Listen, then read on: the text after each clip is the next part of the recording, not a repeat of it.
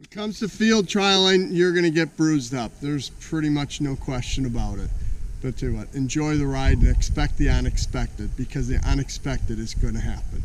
All right, doggers, here we are. I'm going to give you a quick update on what's been happening over the winter. I especially want to talk to the new field trialers that are thinking of getting into field trial and just talk to you about some of the pros and cons, toughness of being in the field trialing, what you can expect, and I'll just tell you a couple of my stories.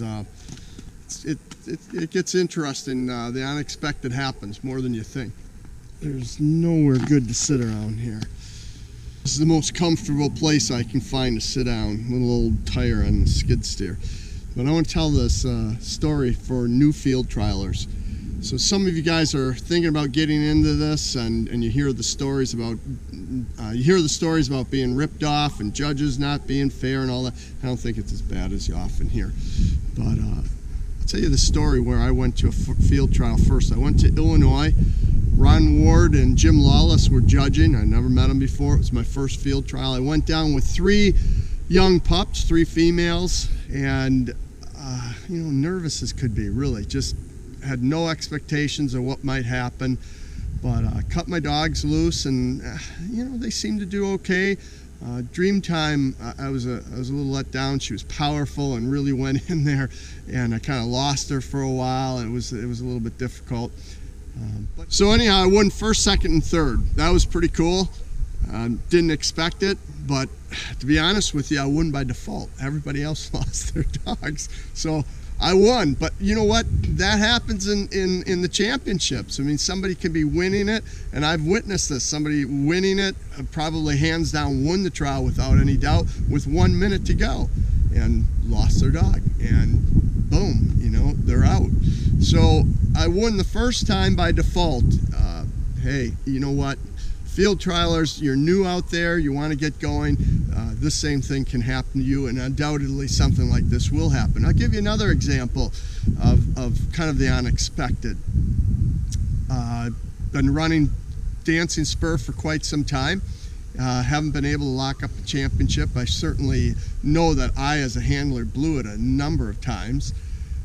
But I said, well, you know what? I'm done. I've got some nice young dogs coming up. I'm going to retire Spur, but I'm going to do it after this season. 2018, that's going to be the final year for him. So lo and behold, on one of his very last runs, he won the championship, and that's all recorded. So here I am retiring a dog, and he wins his championship on his very last. Hey, that's unexpected. I was hoping like crazy that would happen, and it did. And he won it. He won it fair and square. So that was a lot of fun. I'll tell you another unexpected. I went into a championship for the very first run of Skydancer Triple Nickel, and he was just a Derby age dog. I just put him in the trial, not planning on winning. I just wanted to prep him for the Derby following the championship, and he ended up winning the championship, his very first championship stake, and he won it. Is that going to happen again? Is it going to happen often? I don't know. I wish it would. But it may never happen again. But these are the things that can happen. Win on the very last run of a dog's career, win on the very first, win your first 3 basically by default. By the way, going back to those first 3, the dog that should have been number 1, by far the best dog, ended up taking 3rd place. So we really could have just flipped it around.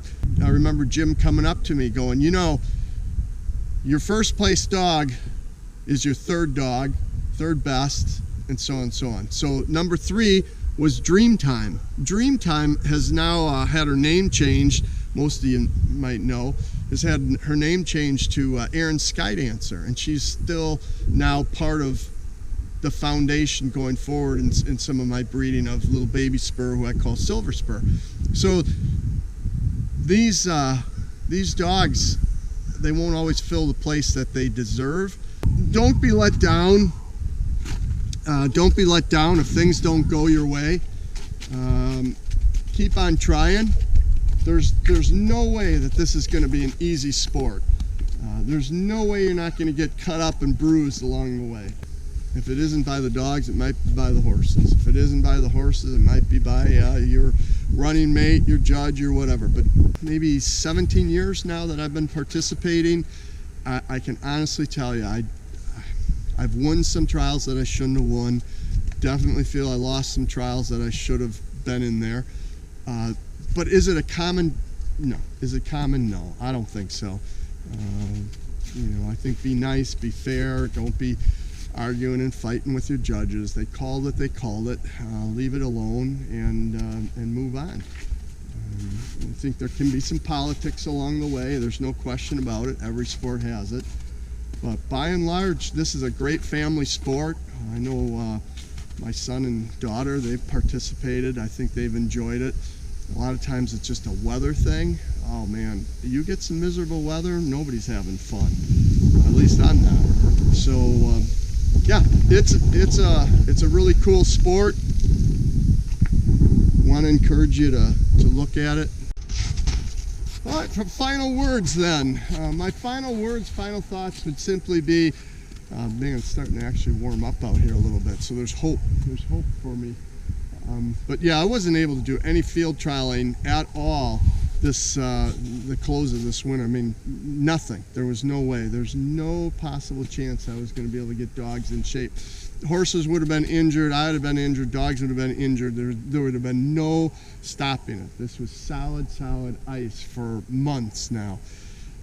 But anyhow, for a closing statement, I would say to young parents with children, right? What a great family sport. I think you will find the people in the field trial community super helpful.